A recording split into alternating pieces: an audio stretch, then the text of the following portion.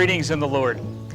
Psychologists Sigmund Freud and Carl Jung agreed about a lot of things in their lives, but there was one major area of disagreement. Freud said that when we are born, our minds are like a blank slate.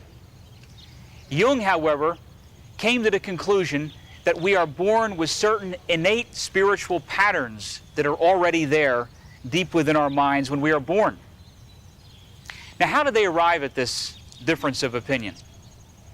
Well, Jung did a lot of studies of different cultures and religious traditions all around the globe, and he found out that there was an amazing similarity between the religions and spiritualities of the world concerning their basic stories about the origin of creation and about the great stories that gave meaning to their lives. He found the same images there, like the gods and goddesses, the witches and the devils.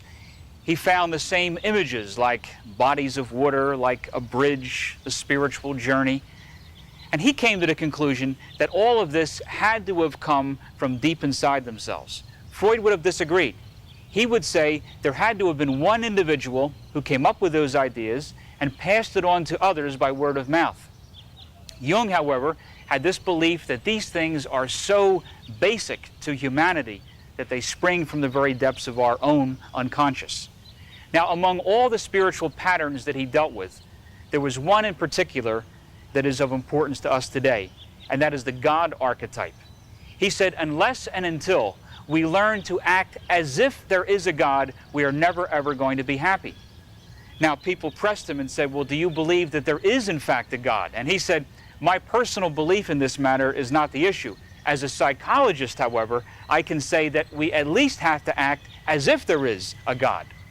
Now, you and I know that there are millions of people who are walking around the streets out there who simply don't have that belief. They are pathetically looking for happiness everywhere except by having recourse to the higher power inside themselves.